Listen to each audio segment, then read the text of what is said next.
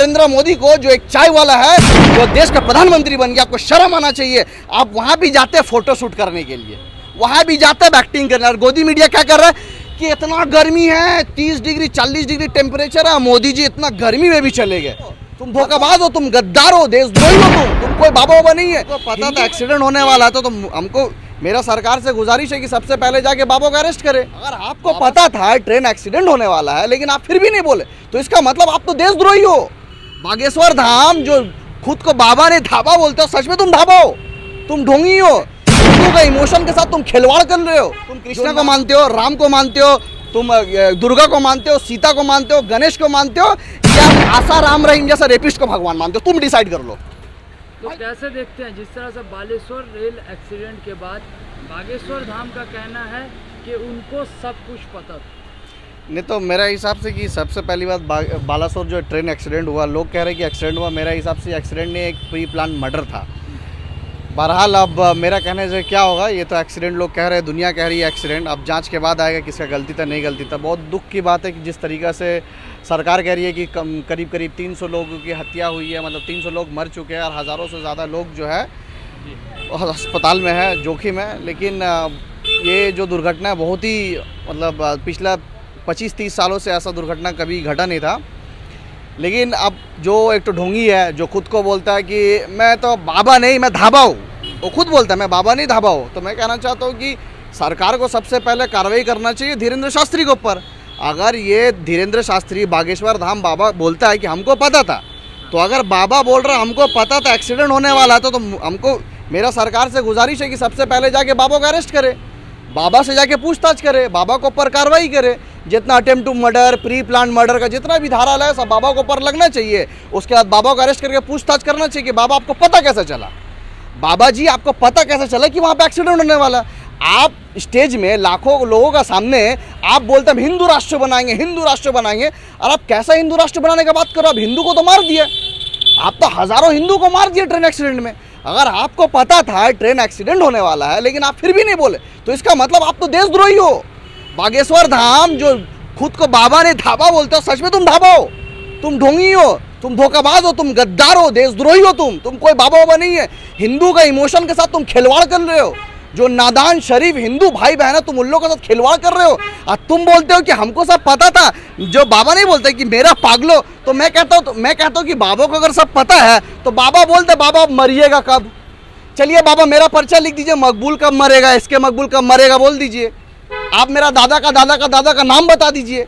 अरे आपको, मैं तो कहना चाहता हूँ ये बाबा का जितना पागल है, जितना भक्त है बागेश्वर धाम का, जो बोलता है कि हमको सब पता है, हम पर्ची लिखते हैं। अरे बाबा से पर्ची लिखता है, किसका कितना बच्चा है, किसका क्या बीमारी है, किसका क्या प्रॉब्लम है, किसका बिजनेस है, किसका साथ रिलेशनशिप तोड़ दिया, किसको का बेइज्जती करा, बाबा यही करते। कभी बाबा किसी का सॉल्यूशन नहीं देते। मैं कहना चाहता हूँ जितने इन्वेस्टिगेटिव और इंटेलिजेंस एजेंसीज हम लोग हिंदुस्तान में, वहाँ पे सब बाबा का जो भक्त तो पागल है उन लोग को भर देना चाहिए। NIA में, CBI में, ED में, जितना जो इन्वेस्टिगेटिव एजेंसी है, सब तो बाबा का जो पागल लोग जो है, जो भक्त बाबा बाबा करते हैं, उन लोग को घुसा देना चाहिए, क्योंकि इन लोगों को सब पता है। बाबा का बयान देश के भला के लिए था कि हमको पता था, आइंदा सरकार पूछेगी बाबा से। अच्छा, तो इसका नहीं, तो इसका मतलब आप बोलने वाले हमको पता रहेगा कि वहाँ बम ब्लास्ट होना है, हम चुप से बैठ के रहेंगे। उसका बाद बोलेंगे हम देशभक्ति दिखा रहे, हम देश से मोहब्बत करते इसलिए बम ब्लास्ट होने दिया, 1000 लोगों को मरने दिया, और अभी हम बोलेंगे हमको पता था। अरे ये बाबा नहीं, देशद्रोही है। ऐसा बाबा को जल्द से जल्द अरेस्ट करना चाहिए। राम रहीम का क्या हशर हुआ? क्यों बाबा को अरेस्ट करना चाहिए? हिंदू राष्ट्र तो बाबा को पूजा करना चाहिए। बाबा को आप पूजा कीजिए, ऐसे अंधभक्त पूजा कर रहा, गोबर भक्त पूजा कर रहा, गाय का मूत पी रहा, गोबर खा रहा, और बाबा का पूजा कर रहा, तो आप भी जाकर पूजा कीजिए। अरे बाबा, मतलब तुम एक धर्म गुरु हो, तुम वहाँ पे बैठ के सनातन का बात करते हो, और तुम वहाँ हिंदू मुसलमान का लड़ाई लगाने का बात करते हो। तुम्हारा बहन खुद मुसलमान से शादी किया हुआ है, तुम्हारा बहन खुद मुसलमान से शादी किया हुआ है, और तुम हिंदू राष्ट्र का बात करते करते हिंदू को तुम मार दिया।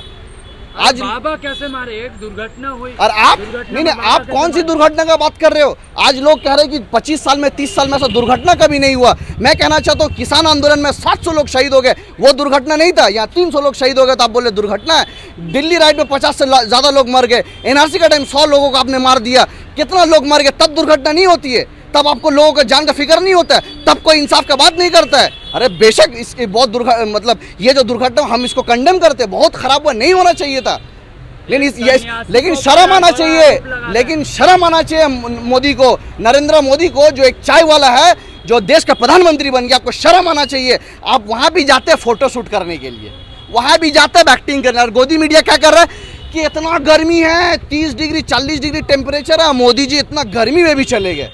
मतलब मोदी जी को देश का जनता का फिक्र नहीं है, गोदी मीडिया को देश का जनता, देश का लोग जो इतना शहीद हो गए, जो इतना मर गए, जिसका बॉडी नहीं मिल रहा, देख के आंख से आंसू आ जाता है कि बच्चा का बॉडी किस तरीके से उठा के फेंक दे रहा है।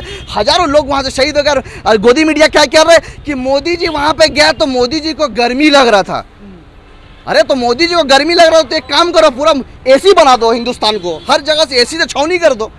शर्म आना चाहिए रेलवे मिनिस्टर का। प्रधानमंत्री राहत का काम करने के लिए गए थे, देखने हालात का जायजा लेने गए थे। हालात का आप उसको भी राजनीति, अरे हालात का जायजा लेकर आप एक बात बताइए, मालगाड़ी खड़ा था, दूसरा गाड़ी आके मालगाड़ी को मारा, उसके बाद 10 मिनट बाद तीसरा गाड़ी आके कैसा मार दिया।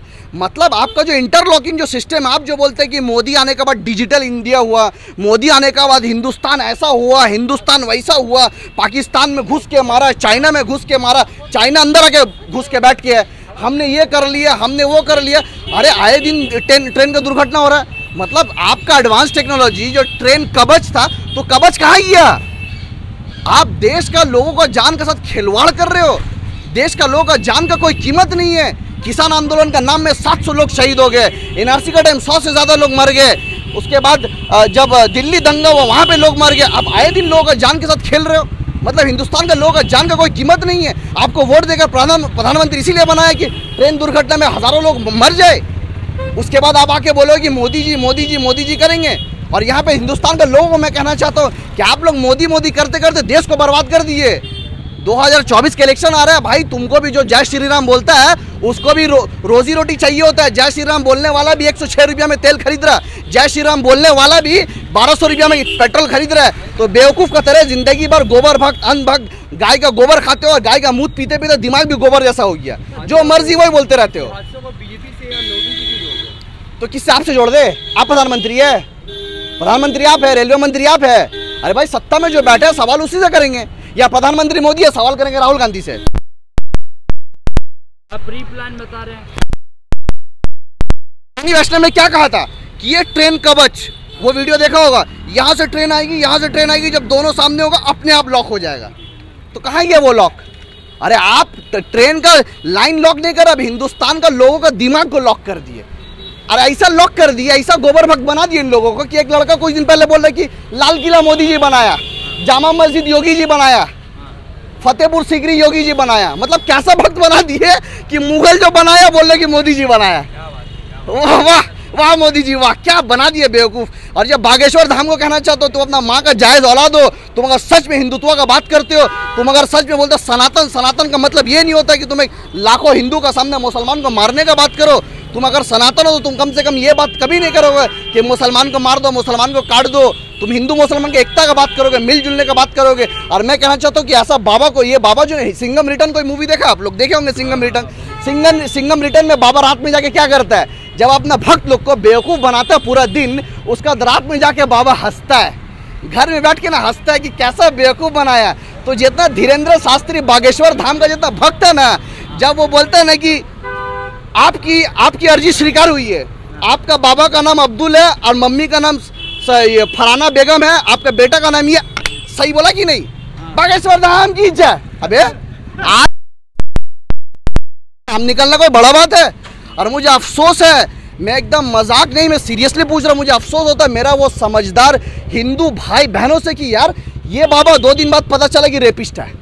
आशाराम रहीम कहाँ, आशाराम बापू कहाँ, चिन्मयानंद स्वामी कहाँ? ये सब वही बाबा है जिसको तुम भगवान मान के पूजा करते थे, और आज रेप करके जब कोर्ट जजमेंट सुनाए तो जेल में। अरे तुम नहीं रुकिए, भगवान, मैं कहना चाहता हूँ मेरे हिंदू भाई से बहुत सम्मान के साथ, भगवान किसको मानते हो तुम? कृष्णा को मानते हो, राम को मानते हो, तुम दुर्गा को मानते हो, सीता को मानते हो, गणेश को मानते हो, यार आशाराम रहीम जैसा रेपिस्ट को भगवान मानते हो? तुम डिसाइड कर लो भाई। मेरा सामने कोई मौलाना आएगा, बोलेगा हुम मंत्र छू, बच्चा हो जाएगा इसका, छू मंत्र छू, बीवी हो जाएगा, मतलब बिल्डिंग बन जाएगा। भाई ऐसा मौलाना मेरे सामने आएगा तो उसका पिछौड़ा में लात मार के भगा देंगे। तो भाई तुम्हारे भी धर्म में, तुम अगर अपना धर्म को मान रहे हो तो भाई अपना भगवान को मानो, गीता को मानो, वेद को मानो, जो तुम्हारा धर्म में लिखा वो मानोगे, या एक तो 26 साल का लौंडा वो धीरेन्द्र शास्त्री, उसका कोई औकात नहीं, हैसियत नहीं। अगर तुम अपना माँ का जायज़ औलाद हो ना तो एक बार हमारे बड़े बड़े आलिम उलेमा हिंदुस्तान में मौलाना सलमान अजहरी से डिबेट करके देखो, तुमको नंगा कर देगा, तुम्हारा जबान नहीं चलेगा। तुम क्या करते हो, अपने हिजड़ों का फौज बना के रखे हो, लाखों का लोगों सामने तुम बोलते हो मेरा यहाँ आइए, मेरा वहाँ आइए, गुंडा पाल के रखे हो। तुम्हारे साथ पुलिस है, तुम्हारे साथ सरकार है, तुम्हारे साथ प्रशासन है, पूरा कानून व्यवस्था तुम्हारे साथ है, और उसके बाद लाखों तुम अंधभक्त पैदा करके रखे हो। उन लोग के सामने बोलते हो कि हमारे यहाँ आइए, हमारे वहाँ आइए। अरे तुम अगर मर्द हो तो एक काम करो, तुम अकेला में मिलो, कोई एडवर्टाइजमेंट मत करो, वीडियो रिकॉर्डिंग करो, और कोई मुसलमान आलिम मौलाना को लाओ, तुमको नंगा नहीं कर दिया, मेरा नाम इसके मकबूल नहीं। बाबा का चमत्कार दिखा ना। कौन सा चमत्कार? एबीपी न्यूज का एंकर रहता है, बोलता है कि यहाँ पे एक एंकर है जिसका चाचा का नाम है ये द्विवेदी, जिसका चाचा का नाम है द्विवेदी तो आ जाए। अब वो आ गया, मेरा चाचा का नाम द्विवेदी है।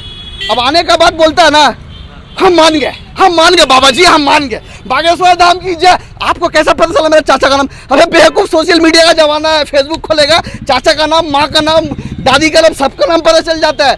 चाचा का नाम बता दिया बाबा जी तो बाबा जी भगवान हो गए। भाई क्या ये तुम्हारा ये धर्म है? तुम अपना धर्म का खुद मजाक बनाते हो। और मैं कहना चाहता हूँ, आउट ऑफ द कॉन्टेक्स्ट एक बात कहना चाहता हूँ, शोएब जमाई, ये जो रशीदी जितना मुसलमान मौलाना, सो कॉल्ड मौलाना, जिसको इस्लाम का इल्म नहीं है, दीन का इल्म नहीं है, आज वो डिबेट में जा रहे। कल सुबुही खान एक औरत वो शोएब जमाई को मारने चले गई। आज डिबेट में क्या हो रहा है? डिबेट में कुरान क्या है, डिबेट में डिसाइड करेगा।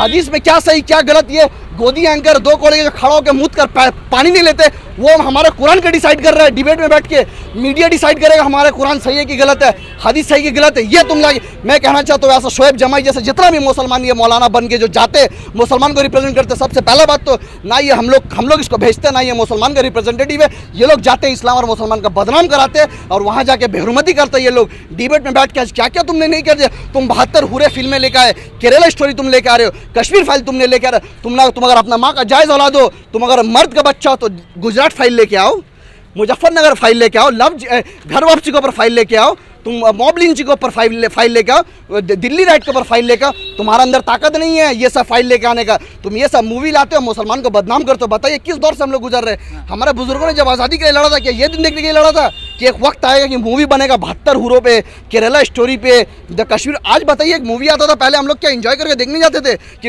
ये धमाल आया, हल्ला बोला है, फलाना है, ढमकाना है। अभी कौन सा मूवी आ रहा है? अभी ऐसा मूवी आ रहा है जो कि एक तबका देख रहा है, एक तबका नहीं देख रहा है। तो देखिए अब मुसलमान का जो क्या बोलते हैं, ज़मीर जो मर चुका है, आज कहाँ चलेगी? आज 72 हुर जो हम लोग को जन्नत में क्या मिलेगा क्या नहीं, जो हमारा अल्लाह का कॉल है, जो हमारा हुजूर सल्लल्लाहु अलैहि वसल्लम का कॉल है, वो सब डिसाइड हो रहा है, तो डिबेट में डिसाइड हो रहा है। आखिरी सवाल, हम लोग को प्रोटेस्ट करना चाहिए और बड़ा तादाद में इस फिल्म का प्रोटेस्ट करना चाहिए। आज हम घर में चुप से बैठ के बैठते आज मॉब लिंचिंग होता, कुछ नहीं बोलते, घर वापसी का बात होता, कुछ नहीं बोलते, हमारे ऊपर आए दिन अजान को रोका जाता, कुछ नहीं बोलते, नमाज पढ़ने से रोका जाता, कुछ नहीं बोलते, मदरसे में घुस के बच्चा लोग से माइक लेके बेइज्जती किया जा रहा है, उसका लेकर हम कुछ नहीं बोलते। आज करते करते चुप रहते ऐसा सिचुएशन आई है कि आज हमारा हुजूर का शान में गुस्ताखी कर रहा है, हम कुछ नहीं बोल रहे। क्यों कुछ नहीं बोले कि हम चुप से बैठ के। हम लोग को चाहिए कि ये सब मूवी जो निकल रहा है, ये सब मूवी के खिलाफ बड़ा से बड़ा आंदोलन करना चाहिए, प्रोटेस्ट करना चाहिए, क्योंकि ये जो वक्त है अब बर्दाश्त के बाहर हो चुका है। मुसलमान को प्रोटेस्ट करना चाहिए, अपना हक के लिए लड़ना चाहिए संवैधानिक तरीका से। लड़ने का मतलब ये नहीं कि तुम तलवार लेके निकल जाओ, लाठी लेके निकल जाओ, कोई हिंदू को पकड़ के मारो, कोई तुम किसी का मंदिर जला दो। ये हमारा ना आलिम सिखाता है, ना उलेमा सिखाता है, ना हमारा दीन सिखाता है, ना हमारे बुजुर्ग सिखाते, ना हमारे माँ बाप सिखाते। हम हिंदुस्तान में रहते हैं, संविधान को मानते, संविधान मान के प्रोटेस्ट करेंगे। लेकिन तुम जितना जुल्म कर रहे हो, तुम जुल्म करके सोचोगे मुसलमान डर जाएगा। अरे यार, मुसलमान डरने का रहता ना तो तुम उत्तर प्रदेश में योगी जी आए दिन मुसलमान को लट बजाता है, लेकिन कोई चुप नहीं रहता है। आज इसके मकबूल भी घर में बैठा रहता है, लेकिन मुसलमान किसी का बाप से नहीं डरता। मुसलमान डरता तो सिर्फ अपना अल्लाह से डरता है। तो मारते मारते थक जाओगे, मुसलमान कभी किसी का बाप से नहीं डरेगा। अच्छा, एक आखिरी सवाल, बालेश्वर रेल एक्सीडेंट में बताया जा रहा है मंदिर को मस्जिद बताया जा रहा है और जुमे का दिन स्टेशन मास्टर की गलती बताया जा रहा है सोशल मीडिया में। आप देखिए एक बात, इन लोग का यही प्रोपेगेंडा है कि उन लोग, एक तो मैं कह रहा हूँ वो जो मंदिर है वो क्या कहता है, वो जो हरे कृष्णा बोलते हैं उन लोग का, हाँ इस्कॉन टेम्पल है वो वाला, तो इस्कॉन टेम्पल में उसको दूर से सादा दिखा दिया कि हमारे मुसलमान। मैं कहना चाहता हूँ कि ये कौन किया, इसका सिर्फ पता लगा लीजिए। आप पता लगा, मैं तो कहता हूँ हिंदुस्तान बहुत डेवलप्ड है। मोदी जी आने के बाद इतना डेवलप्ड हो गया कि हम लोग ज़मीन से चलते नहीं, हम लोग हवा में उड़ते हैं। मोदी जी आने के बाद अब हम लोग चलते नहीं, अब खाना खाने नहीं पड़ता, मुँह में आ जाता है। तो इतना एडवांस जब इंडिया हो गया है तो हम लोग एक काम काहे नहीं करते, पता लगा लेते हैं कि ये जो प्रोपेगेंडा फैलाया कि मंदिर का बदली मंदिर, जिसने ये वायरल किया, पता लगा लीजिए कौन है। मैं अपना माँ का कसम खा के कहता हूँ, अगर कोई मुसलमान निकल गया ना तो मेरा नाम है सुअर पाल दीजिएगा, और निकाल दीजिए कौन है। और अगर निकल गया ये कौन रियल आदमी है, वही है देशद्रोही और वो है देश का सबसे बड़ा आतंकवादी। आज मैं कहना चाहता हूँ, जो आज हिंदुस्तान में बताइए इतना बड़ा 140 करोड़ का आबादी है, हम लोग का शिक्षा पे बात नहीं करते, रोजगार पे बात नहीं करते, अस्पताल पे बात नहीं करते, देश का तरक्की में बात नहीं करते। हम लोग क्या बात करते, कभी हो गया वहाँ पे किसान आंदोलन में किसान बैठ के, NRC में मुसलमान बैठ के, अग्निवीर ला के फौज बैठ के, कभी स्टूडेंट बैठ के, GST ला के बिजनेसमैन बैठ के। अभी तुमने जो देश का आन बान शान, जो हमारे देश का नाम रोशन किया, जो रेसलर लोग जो वहाँ पे बैठ के है, आज तुमने यही कर रहे हो। जब देखो यही चीज़ हो रहा है, मतलब देश का तरक्की का बात ही नहीं कर रहे हो आप। जब देखो किसी न किसी सड़क में, अरे मोदी जी आप बीवी का साथ नहीं रहते, बच्चा आपका है नहीं, तो भाई हमको रहने दो ना भाई। अरे हम लोग को घर में रहने दो, हमें अपना माँ बाप का साथ, भाई बहन बच्चा से रहने दो। एक आप वो शादी करके बीवी को नहीं रखे और एक वो टकला शादी नहीं किया, तो आप लोग दोनों मिलके देश को बर्बाद कर रहे हो। अरे मैं एक बात, आप इस तरह का लफ्जों को इस्तेमाल, तो मैंने कहा गाली दिया तो लेकर आइए, पूजा करेंगे, मोदी जी को लेकर आइए पूजा करें। हमसे तो मिलेंगे नहीं, आप जैसे दलाल पत्रकार से शायद मिल ले, हमसे तो मिलेंगे नहीं। मोदी जी जाते हैं पाकिस्तान में बिरयानी खाने और बोलते हैं मुसलमान देशद्रोही है।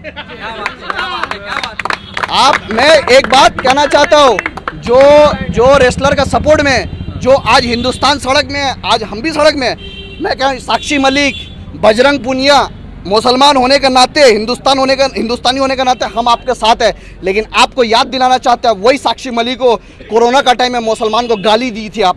बजरंग पुनिया आप वही हो जो कोरोना का टाइम में मुसलमान को गाली दिए थे। आप याद आ रहा है, बीजेपी का चाल में तुम फंस के मुसलमान को गाली दी, आज मुसलमान तुमको सपोर्ट कर रहा है। और मैं उन लोगों से कहना चाहता हूँ जो बेटी बेटी करके सेकुलर, सो कॉल्ड सेकुलर बेटी बेटी करके हिंदुस्तान में पहुंचा हुआ है, वहाँ पे जंतर मंतर के पास पहुँच के बोल रहा है कि हम बेटी के साथ। मैं कहना चाहता हूँ भाई, बिल्किस बानो बेटी नहीं है क्या? मुस्कान खान बेटी नहीं है क्या? जब हिजाब से रोका जा रहा था वो बेटी नहीं है क्या? तब तुम लोग कहाँ रहते हो? वाह, तुम्हारा भी सेकुलरिज्म, तुम्हारा भी सपोर्ट एक एक जगह में दिखता है और एक एक जगह में नहीं दिखता है। जब बिल्किस बानो होती है तब तुम सड़क में नहीं आते हो, मुस्कान खान होती है तब तुम सड़क में नहीं आते हो, जब हमारे बहन को हिजाब से रोका जाता है तब तुम सड़क में नहीं आते हो। और आज तुम आके सेकुलर बन के तुम दिखा रहे हो कि हम सपोर्ट कर रहे हैं। अगर तुमको सपोर्ट करना है तो सबके लिए इंसाफ अगर करना है तो हिंदुस्तान का 140 करोड़ लोगों के लिए लड़ो।